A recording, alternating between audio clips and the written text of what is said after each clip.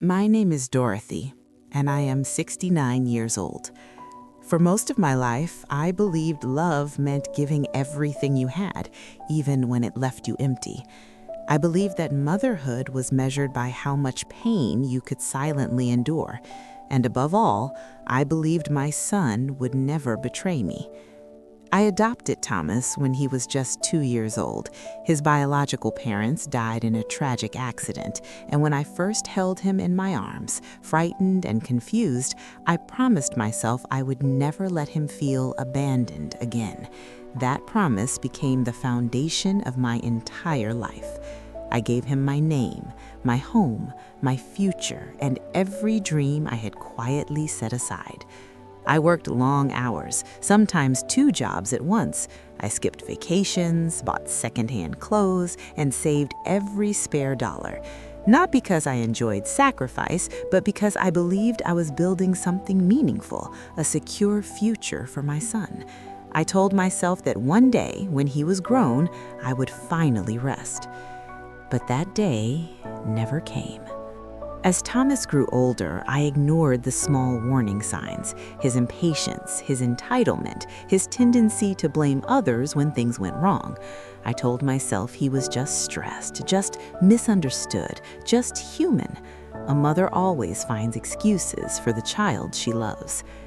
Everything changed after he married Laura.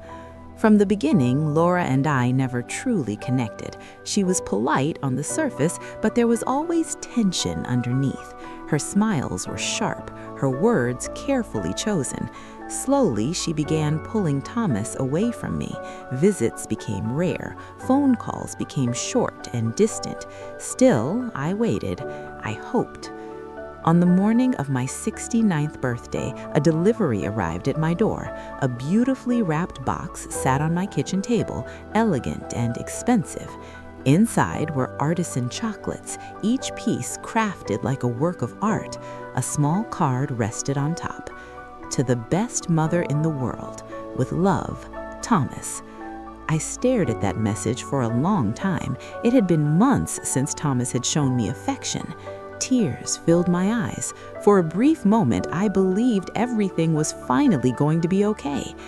But instead of eating the chocolates, I hesitated. They seemed too luxurious, too indulgent for someone like me. Old habits die hard. I decided to share them with Laura and the kids. After all, what kind of grandmother keeps treats to herself? I rewrapped the box and drove to Thomas's house. Laura answered the door. When I handed her the chocolates and explained they were from Thomas, I noticed something flicker across her face, surprise mixed with unease. It vanished quickly. She thanked me, didn't invite me in, and closed the door. That night, I slept peacefully, unaware that I had unknowingly stepped away from death. The next morning, my phone rang early. It was Thomas. His voice was strained, tight with something I couldn't immediately name. "Mom," he said, "did you eat the chocolates?" I smiled and replied casually, "No, sweetheart, I gave them to Laura and the kids."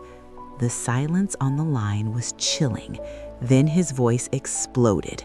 "You did what?" In that moment, I didn't understand why my son sounded like a man whose worst fear had just come true. But deep inside, a quiet alarm began to ring. Why would a simple gift terrify the man who sent it? After Thomas abruptly hung up the phone, I sat alone at my kitchen table, staring at the untouched mug of tea in front of me. My heart was racing. His reaction hadn't been anger, it was panic, pure, uncontrollable panic. A mother knows when something is terribly wrong, and that instinct screamed inside me. That afternoon, Laura called. Her voice shook as she spoke. "Dorothy, the kids are in the hospital." I felt the air leave my lungs. She explained that shortly after eating the chocolates, the children became violently ill, vomiting, shaking, struggling to breathe. Doctors suspected food poisoning at first, but something about the symptoms worried them. Later that night, the truth emerged. Toxicology reports revealed traces of arsenic. My knees gave out. I sank into a chair as reality crashed down on me with unbearable force. The chocolates my son had sent me, the chocolates I had lovingly shared, were poisoned. The next few days blurred together. The children survived, thankfully, but the damage was undeniable. Laura, for the first time since I had known her, spoke to me without bitterness. There was fear in her eyes, and something else too, understanding. Thomas disappeared. He stopped answering calls. His workplace said he had taken emergency leave. I knew where he would go when he felt cornered. My sister Natalie's house. She had always protected him, always excused his worst behavior. When I confronted him there, he didn't deny what he had done. He didn't cry, he didn't apologize. "You are a burden," he said coldly. "I needed your money. You wouldn't die." Every word sliced through me. He explained his plan with terrifying calm, the poison, the dosage, the way my death would look natural. My life had been reduced to a financial obstacle in his mind. In that moment, something inside me shattered, and something else took its place. I walked out of that house knowing the woman who had raised him was gone forever.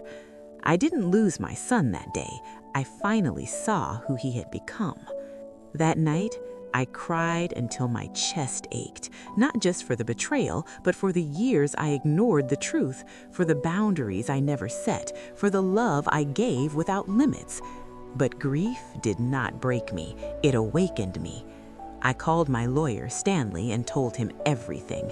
Together, we gathered evidence, medical reports, recordings, financial documents. What we uncovered was worse than I imagined: gambling debts, fraud, lies layered on lies. I moved out of my old home and into a new apartment, one that represented freedom rather than memories. I changed how I dressed, how I spoke, how I carried myself. I stopped apologizing for existing. Thomas believed I was broken. He was wrong. Weeks later, he saw me at a public event. His face went pale. For the first time, my presence unsettled him. Lawsuits followed, media attention exploded, his reputation collapsed. The son who once called me weak now avoided my gaze. But humiliation was only the beginning of his downfall. The trial was swift, evidence overwhelming. Laura testified, doctors testified, I testified. Thomas sat silently as his lies unraveled. When the verdict was announced, guilty, the courtroom fell quiet. As he was led away in handcuffs, he called out, "Mom!" I didn't answer. I helped Laura rebuild her life. I protected my grandchildren, and for the first time in decades, I slept without fear. But my story was no longer about revenge. It was about rebirth. I turned my pain into purpose. I built a foundation to help older women trapped in emotional and financial abuse. My silence became a voice for others. Years later, Thomas asked for forgiveness from prison. I refused, not out of hatred, but out of self-respect. The woman he tried to erase became the woman who finally chose herself. Sometimes the greatest revenge isn't destruction, it's living fully after betrayal.